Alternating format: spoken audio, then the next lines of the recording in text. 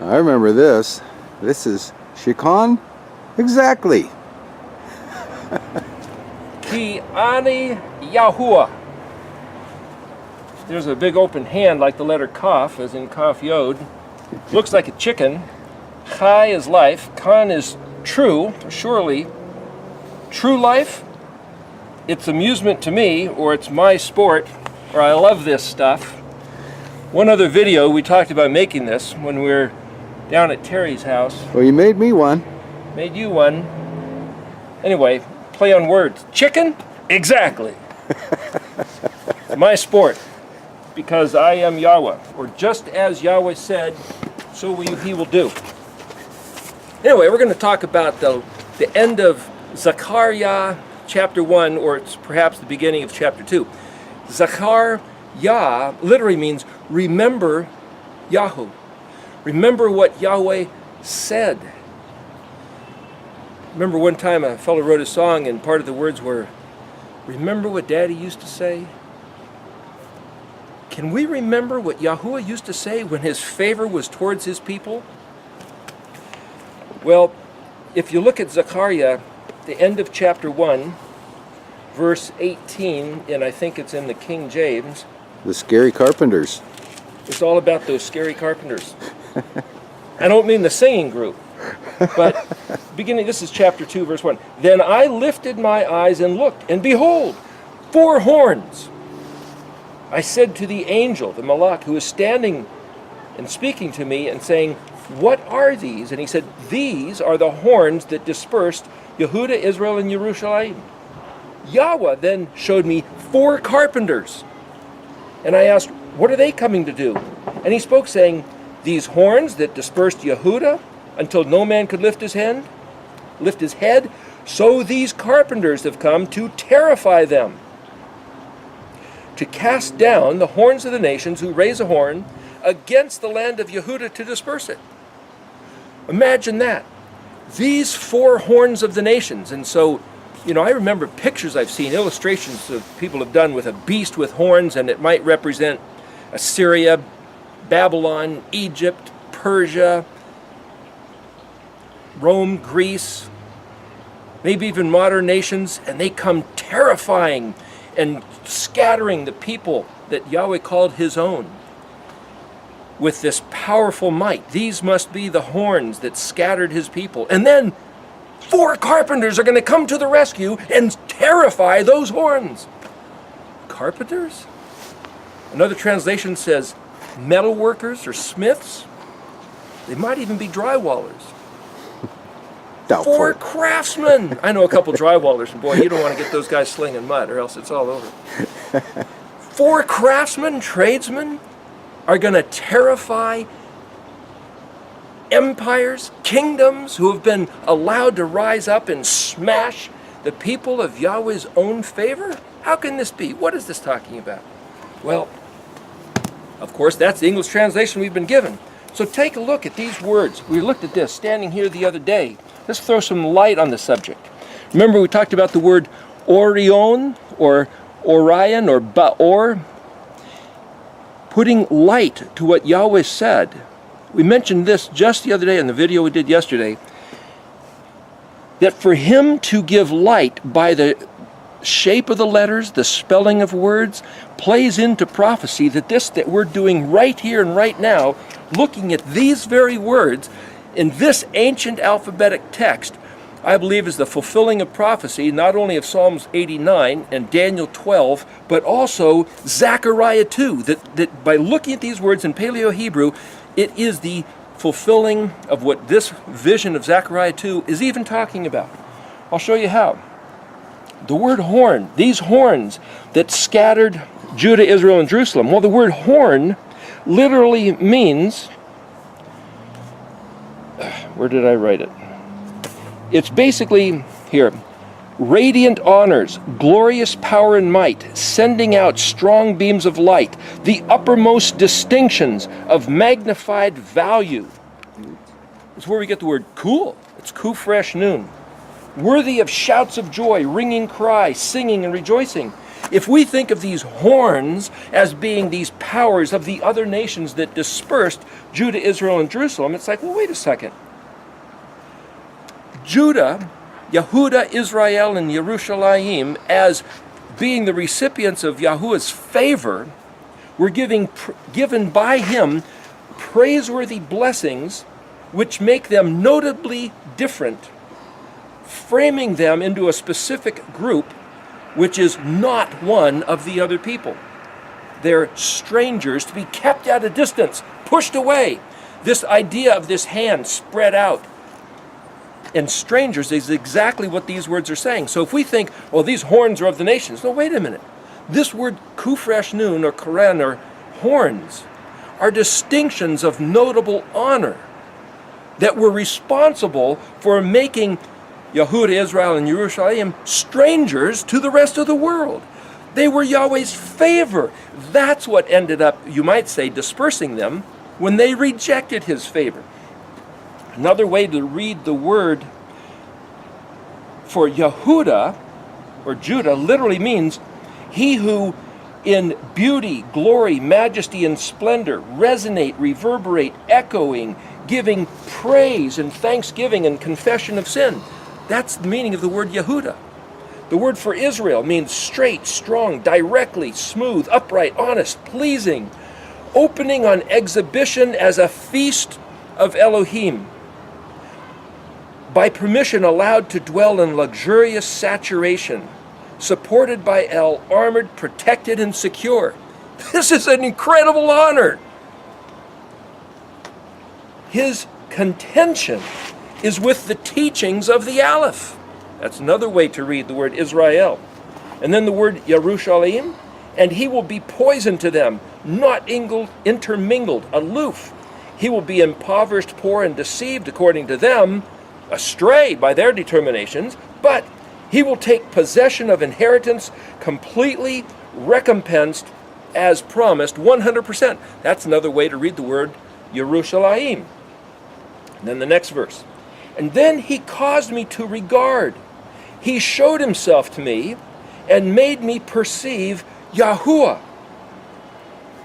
This reminds me of the verse where it says, where Yahweh said, Abraham knew me as El Shaddai, and by my name Yahuwah did I not reveal myself? Or one translation said, I did not reveal myself. But the word did I not reveal myself is the word pronounced nudati, or that he exposed so that Abraham could see who he really was. And this is what he has done. This word here, that he, Yahuwah, Yod-He-Vav-He, caused Zakariah to understand, to perceive. And then he says, now, we were just told by a fellow who saw the bucks out in his field that this is rut season. The bucks are going at it. And this word says, spreading seed, disseminating, as in rut season, covertly, by means of publishing, brandishing, secret words, silently, skillfully, ingenious works of engraved letters, mysteriously unreadable as a sealed book, an unreadable sefer, unable to decipher what it says, a written list of registered drawings. Sounds like the Paleo-Hebrew alphabet.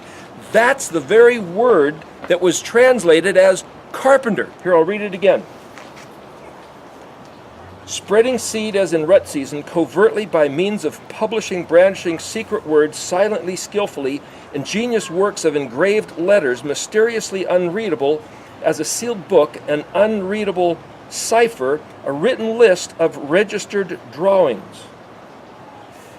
And then he says, how are these going to frighten?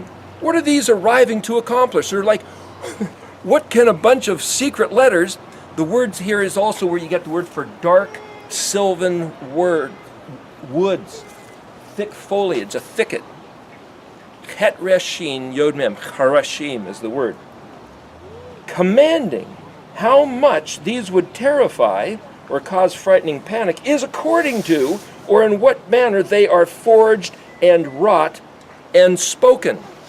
What he's saying here is that these little words, these scratches on paper, doesn't do the scaring. It's when we do what the words say. The word asha literally means do, make, produce, yield, perform, acted, accomplished, caused, effected, appointed, gained, spent, pressed, squeezed, forced to be done, fitting, and suitable. How we do what these words say is what's going to bring the degree or the type of fear and terror and trembling upon the horns of the nations who were allowed a place to disperse Israel, Yehudah, and Jerusalem because Israel, Yehudah, and Jerusalem forsook the covenant. It goes on to say, and he then commanded to speak of these, the koronot, the horns that bound Yehudah, like my own mouth, or another way to read this is bound by my own hand, ensured, held by me. Yahweh says, these commands are in my mouth, held by my hand. According to my own mouth, a man with no respect for his calling, who does not lift up and value his preferred status, there's no pardon. His own venom upon his own head, not transferred or taken away, but these arriving to terrify them, both-handed, full throttle, as it were, or throttled with both hands.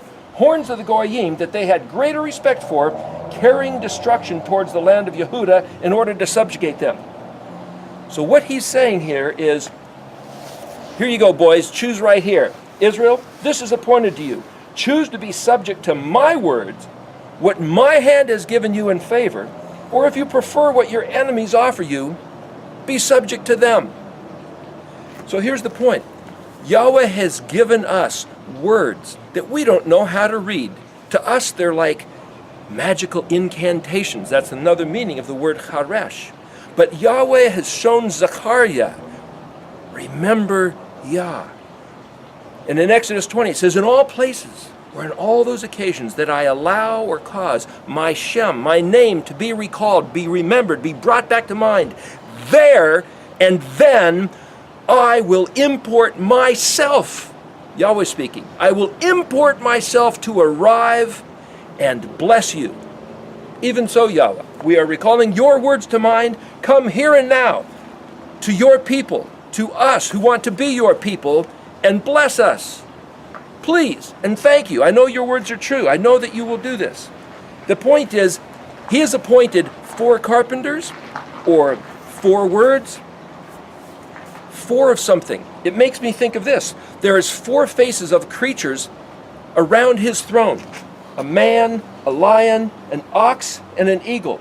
The word for lion can mean my chosen, heroic, courageous. The word for man, ish. The word for lion is Ari. The word for man is Ish or Gabor. It means to man a crew or to be the pupil of the eye, private, individually, personally. The word for Aleph, ox, is linked together or an intimate friend or champion, chief of a tribe, to be tamed, domesticated, taught, instruction, familiar with. The word Nasar, which is eagle, also basically means to be, to rule, reign, dominate, strong, firm, and set free, maintained and supported. My point is this. These same 4 faces that are around the throne look like 4 great privileges of honor that were given to Israel, Yehudah, and Yerushalayim. And that these 4 things that were cast aside, disregarded as strange, Yahweh says, because you didn't take my favor as something to be treasured, but you preferred instead the favor of the Goyim nations around you, so they will take you over and subjugate you until the day you come back to receive these distinctions of honor that I offered you, which is this close personal relationship according to the meanings of the word for lion, man, ox, and eagle. What I'm doing here is comparing the 4 horns of honor and distinction to the ox, the man, the lion, and the eagle, and saying that because Yahweh gave those and offered them to Israel, and that they didn't want them, then the 4 horns, or the pride of the foreign nations, which look like the statue of Nebuchadnezzar's vision, head of gold, arms of silver, midsection bronze, legs of iron, and what those represent by these other beasts, that is what has been allowed to dominate over his people for all these years until we return to these words, which we thought were unintelligible. But the message and the meaning of the word is clearly in the Paleo-Hebrew. The meanings of each letter of the alphabet is Yahuwah's identity. It's the identity of his heart, the identity of his Mashiach, the identity of his people, the expression of his covenant, and it's an eschatology telling everything that's going to happen to us in his kingdom in relationship to him, and it's all in these 22 letters. As we study the 22 letters of the Hebrew alphabet, we're studying the face, the paneh of Yahuwah himself. And when I say that actually these 22 letters are the Mashiach, what does that mean? The Messiah is in these, expressed and revealed in these 22 letters? The word Mem Shin Yod Het is Mashiach. Shin Yod Het literally means communication. Mem Shin is the word where you get in English mushy, or the way something feels, it is to touch or feel. So the word Mem Shin and Shin Yod Het literally can be read as the to feel or touch the communication. Another way to read it in John 1:1 is the Word made flesh. So Mashiach is not just the anointed one, it's these very words brought to us so that we can grab a hold of them. I believe these words taking on, wrapped up in a human man's body, and then because it's the Torah, it's his words of communication and instruction actually that was in the flesh, and then we who despise his words rip the flesh off the words. But those words came back, resurrected on the third day. His covenant prevails. So however you want to read that story, it was the Torah that was made flesh. The Torah come to express through man's mouth, telling us how to walk in his ways, which restores us to the honor of, like the four faces, where we are called to be his fearless champion, called to be the apple of his eye, his most personal, intimate friend, called to be taught, trained and domesticated of his house, and taught to be, as it were, his prince, his noble woman who is kept and maintained and feasts at his table. Those are the four faces. Those are the four koren, the horns of distinction that he gave us, that we just have to choose to prefer rather than the ways of the world. So if Zechariah chapter 2 is telling us that he is sending these four words, or this word quadrivalent means a four-natured thing. It means 1/4 or four. The word arava. The four-natured thing that he is sending is going to terrify and frighten to the point of anxiety the horns of the nations that have thought to terrify Yehuda. He's going to turn the tables, and it reminds me of this story where Belteshazzar was sitting feasting, and he calls for the goblets that they stole from his father stole from the temple in Jerusalem to drink and have their orgy with them. And then a hand showed up on the wall. A hand writing silent words and letters. 4 words.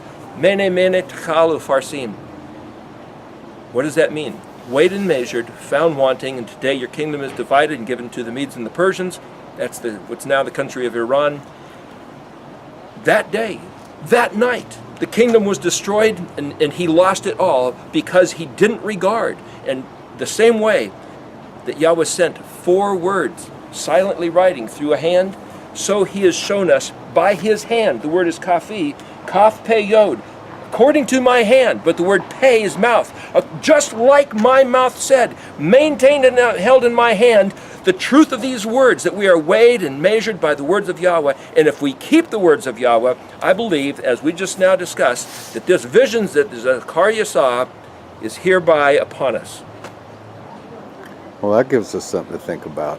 I wrote it in this writing called Trouble with Christmas. If anybody wants to see it, it's on the internet. My wife will send it to you. The trouble with Christmas is that it takes our eyes off what he said under the guise of worshiping him. All right, bro.